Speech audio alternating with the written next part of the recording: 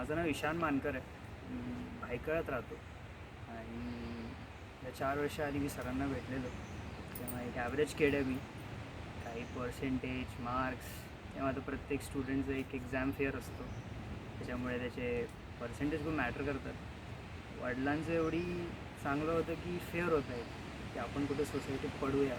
बाकी स्कूलमध्ये एकदम टॉपर्स होते. तो फेअर होता.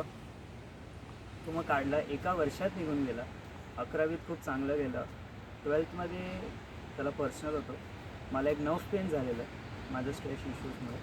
माझी राईट डोक्याची नस दुखायला लागलेली. मला एवढं स्ट्रेस आलेलं.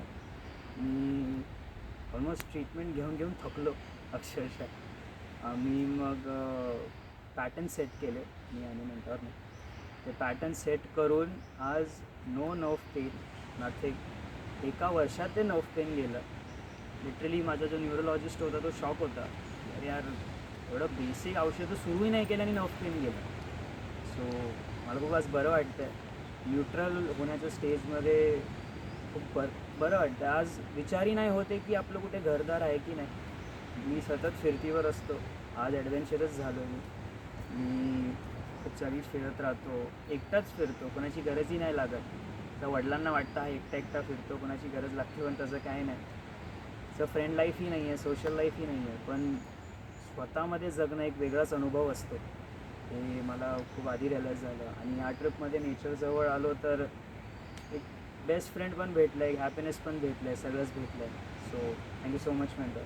आणि माइंडफुलनेस सेशन जेव्हा हे आलं तर 2 दिवस मेन आमचं मेंटॉरचा टास्क होता की मी जसं मेंटॉर करता तिकडे ॲक्टिव्ह माइंडफुलनेस माझ्याकडून व्हायला पाहिजे. सो मी ते प्रयत्न केला आणि खूप बरं वाटलं. मेन तर सगळ्यात छोटा मेंटॉर तर हा असतो पृथ्वी. काल एक गोष्ट घडली तिकडे. त्यांनी मला विचारलं की बाबा तिकडे काय करत आहेत. मी त्याला बोललो की बाबा पेशंटशी बोलत आहेत. बोलतो का बोलत आहेत. बोलतो त्यांना प्रॉब्लेम आहे म्हणून बोलतो. काय प्रॉब्लेम आहे. मी बोललो त्यांच्या आयुष्यात असं काहीतरी घडतं की ते प्रॉब्लेम जातात. तो बोलला घडतं तेव्हा कळत कसं नाही. एवढा 3 वर्षाचा छोटा मुलगा काल मला तसं बोलला आणि मी स्पीचलेस झालो. सो बरंच काही शिकायला मिळालं. Thank you so much.